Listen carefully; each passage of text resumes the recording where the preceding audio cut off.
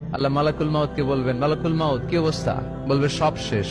মাইয়াপ্পা, কে বাকি? মালাকুল মাউত বলবে জিনেরা বাকি, যাদেরকে দেখা যায় না। আল্লাহ বলবেন জিনদেরকেও শেষ করে ফেলো, রুহু কবজ করো। মালাকুল মাউত আজরাইল জিনদের রুহু কবজ করবে। আল্লাহ এবার জিজ্ঞেস করবে, ইয়া মালাকাল মাউত আখবিরনি মাইয়াপ্পা, এবার বলো আর কে বাকি? মালাকুল মাউত বলবে, আল্লাহ মানুষগুলো সব শেষ, জিনগুলাও শেষ, এবার বাকি ইবলিস শয়তান। কে বাকি? ইবলিসরেও শেষ করো, ইবলিসও শেষ। আল্লাহ আবার জিজ্ঞেস করবেন, ইয়া মালাকাল মাউতি মাইয়াব্বা, আর কে বেঁচে আছে বলো? মালাকুল মাউত বলবে, আল্লাহ আপনার কথা অনুযায়ী পৃথিবীর সব মানুষের রুহ কবজ করলাম, সব জিনদের রুহ কবজ করলাম, ইবলিসের রুহ কবজ করলাম, এখন আছে শুধু ফেরেশতা। আছে কারা? যাও ফেরেশতাদের রুহ কবজ করো। ফেরেশতাদের রুহ কবজ হয়ে যাবে। এবার আল্লাহ জিজ্ঞেস করবেন, ইয়া মালাকাল মাউত আখবিরনি মাইয়াব্বা। মালাকুল মাউত বলবে, আল্লাহ আপনার কথা মতো ধরে ধরে সব শেষ, ফেরেশতাও শেষ, 4 জন ছাড়া। কয়জন ছাড়া? জোরে বলেন, কয়জন ছাড়া? ইসরাফিল, জিব্রাইল, মিকাইল, আজরাইল।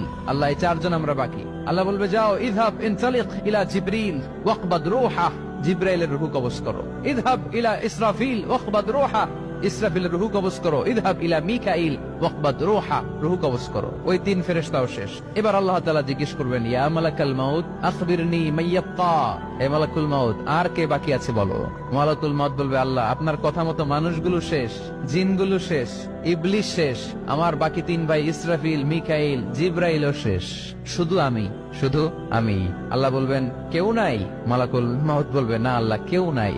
এবার আল্লাহ তাআলা বলবেন, মালাকুল মাউত তুমি তো সবাই রে মারছো, এবার তুমি মরো, এবার তুমি মরো, তুমি মরো। শোনার সাথে সাথে মালাকুল মাউতের কাঁপুনি ছুটে যাবে, খিঁচুনি এসে যাবে ভয়ে। আল্লাহ বলবেন, কাঁপুনি দিয়ে তো লাভ নাই, কারণ কুল্লু নাফসিন যায়িকাতুল। রব্বুল আলামিন বলবেন, মালাকুল মাউত কেঁদো না, এটাই দুনিয়ার বিধান, আমি আল্লাহর দেয়া বিধান, এটাই জন্মালেই মরতে হয়। যাও জান্নাত জাহান্নামের মাঝখানে একটা জায়গা আছে, জায়গাটার নাম হলো আরাফ। এই আরাফের মধ্যখানে যে দাঁড়াও, ওখানে যে মালাকুল মাউত কাঁপতে থাকবে।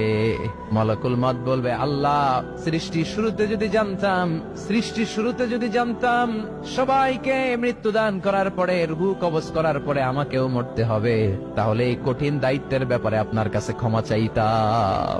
আজকে আমারও যে ভাগ্য বরণ করে নিতে হবে সৃষ্টির শুরুতে, আমি এটা কল্পনাই করতে পারি নাই। আল্লাহ বলবেন, নো টক, মুত ইয়া মালাকাল মাউত, মর, মরে যা, মুত, মরে যাও। বলার সাথে সাথে মালাকুল মাউত এক বিকট চিৎকার হাঁকিয়ে মরে যাবে। মালাকুল মাউতের চিৎকারটা সেদিন এত ভয়ঙ্কর হবে, বিষ্ণু ইসা ইসলাম বলেন, ওই চিৎকারের আওয়াজ যদি পৃথিবীর মানুষেরা কান দিয়ে শুনতে পেত, তাহলে কিয়ামত সংগঠিত হওয়ার জন্য আলাদা করে ইসরাফিলের সিঙ্গার প্রয়োজন হতো না।